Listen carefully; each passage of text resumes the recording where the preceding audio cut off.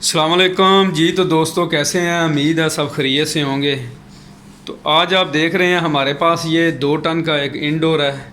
तो इसको हमने खोला है। ये इसकी आप कंडीशन देख रहे हैं, ये बहुत ज़्यादा गंदा है। ये एक लॉन्ड्री में लगा हुआ था।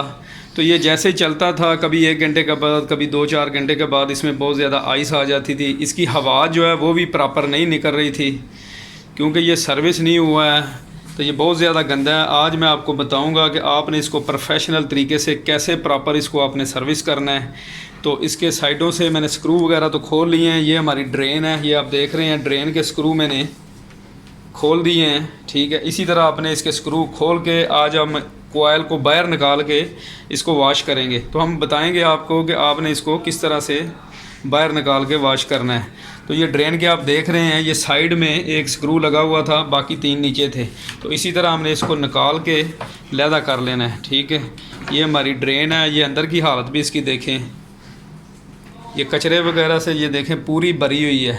तो जैसे ये है, इसी तरह ये वेपोरेटर के अंदर कचरा है, इसके ऊपर भी है और इसके नीचे भी है। ठीक है, तो इसीलिए हम इसको निकाल रहे हैं। अगर आपके एसी में प्रॉब्लम है, अगर कंप्रेसर आपका हीट खा रहा है, बार बार हीट खाता है, चलता है, या वेपोरेटर के ऊपर आइस आ जाती है, तो उसका ज़्यादातर रीज़न यही होता है कि हवा जो है प्रॉपर नहीं निकलती। तो एसी लोड लेके एम्पेयर बढ़ जाते हैं। एक तो आपकी इलेक्ट्रिसिटी बहुत ज़्यादा जो है ना यूज़ होती है, दूसरा आपको कूलिंग जो है बराबर नहीं मिलती। तो ये देख रहे हैं आप इसकी क्या हालत हुई है। तो ये ड्रेन में बाहर निकाल लेता हूँ। ठीक है, तो ये हमारा साइड में पीसी बोर्ड वाला कवर है, ये भी हमने खोला हुआ है साइड से, तो ये भी निकाल लेंगे हम। ठीक है, तो ये आप देख रहे हैं, ये वेपोरेटर की साइड में ये स्क्रू लगे हुए हैं, एक ये है और नीचे ये 2 स्क्रू हैं। तो ये भी हमने खोल लिए हैं। इसी तरह आपने खोल के सारे जो साइडों में स्क्रू है लैदा कर लेने हैं। जैसे खोलेंगे तो ये देखें हमारा जो है ना वेपोरेटर बाहर आ जाएगा। तो वेपोरेटर को बाहर निकाल के तो मैं आपको चेक करवाता हूँ। तो जी दोस्तों, आप देख सकते हैं वेपोरेटर मैंने बाहर निकाल लिया है। ये कंडीशन आप इसकी देखें ज़रा, क्या हालत हुई है इसकी। ठीक है, ये पूरा भरा हुआ है। तो ये कूलिंग कैसे करेगा, इसीलिए तो आपका बिल ज़्यादा आता है। ये पीछे से भी मैं दिखा देता हूँ, ये अंदर से भी जो है ना इसका पूरा बंद है। ठीक है, तो अभी मैं पंप से इसको अच्छी तरह से वॉश करूँगा, आपको दिखाऊँगा कि आपने इसको कैसे वॉश करना है। तो चलते हैं, इसको सर्विस करते हैं। इसका जो ब्लोर है वो भी मैं एक दफ़ा आपको चेक करवा देता हूँ। ये देखें, ब्लोर हमारा साफ़ है। ये इसलिए साफ़ है कि ये ऊपर ही हमने एक दफ़ा इसको सर्विस किया था, तो ब्लोर को हमने अच्छी तरह से वॉश किया था। तो लेकिन ये लॉन्ड्री का एसी है, बार बार गंदा हो जाता है, उसकी वजह से हमको इसको निकालना पड़ा है। तो अभी चलते हैं, इसका जो है ना वेपोरेटर को क्लीन करते हैं, वो मैं दिखाता हूँ कि कैसे आपने इसको सर्विस करना है।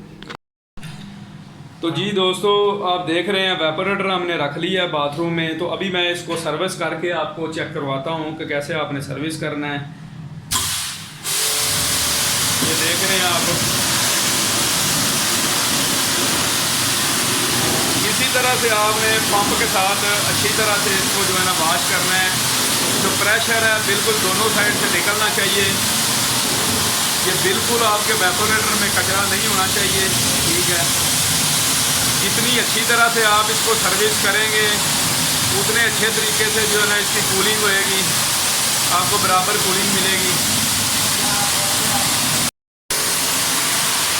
तो इसी तरह आपने जो अंदर की साइड है, ये देखें, इधर से भी आपने जो है ना सही इसको प्रेशर मारना है। ये पानी देख लें दूसरी साइड से निकल रहा है। इसी तरह आपने सारा सर्विस करना है वेपोरेटर को पूरा क्लीन करके। तो मैं आपको चेक करवाता हूँ। ठीक है, ये देख रहे हैं पूरा कचरा वगैरह बहुत निकल रहा है इसके अंदर से।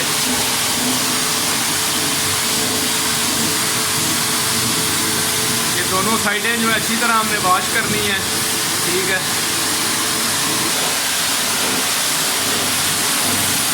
ये आप देख रहे हैं कैसे पूरा नीट क्लीन हो गया है।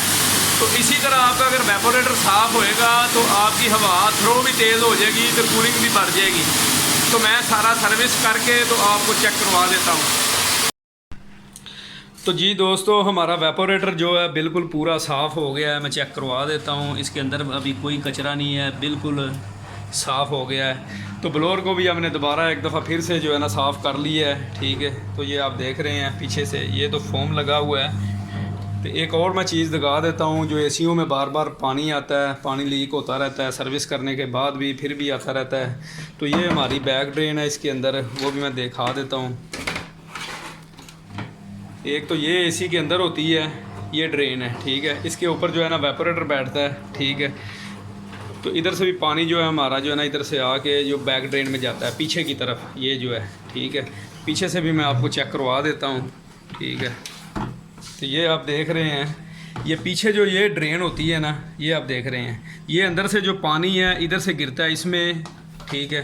फिर इधर से जाके ये दोनों साइडों में, एक इधर है और एक इधर है। तो अक्सर जो एसी हैं जो चलते रहते हैं, पीछे से जो पानी आता है थोड़ा थोड़ा टिपकता रहता है दीवार के साथ से, तो वो यही रीज़न होता है। ये बैक ड्रेन बहुत छोटी सी होती है, इसमें थोड़ा सा भी कचरा अगर आ गया ना, तो ये हमारी ड्रेन ब्लॉक होने की वजह से जो है ना पानी आता रहता है। तो ये एसी को थोड़ा सा ऊपर से निकाल के तो पीछे से आप इसको साफ़ कर सकते हैं, तो ये भी आपका मसला हल हो जाता है। तो अभी मैं वेपोरेटर इसके अंदर लगा लेता हूँ, वेपोरेटर लगा के तो आपको चेक करवाता हूँ, ठीक है। तो इसी तरह जैसे आपने इसको निकाला था उसी तरह आपने जो है ना इसको फिक्स करना है। पाइप वगैरह अच्छे तरीके से जिधर से निकाला था उधर से आपने डाल के, जिधर जिधर से स्क्रू वगैरह निकाले थे उधर से आपने जो है ना इसको लगाना है, क्योंकि पाइप बेंड ना हो, बेंड हो गया आपका पाइप वो ना हो, ख़राब हो।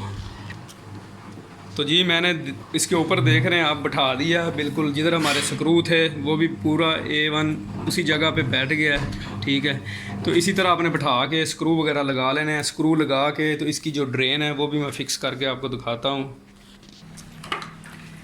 तो आप देख रहे हैं जिधर जिधर से हमने स्क्रू खोले थे उधर उधर ही हम इसको टाइट कर रहे हैं, ठीक है।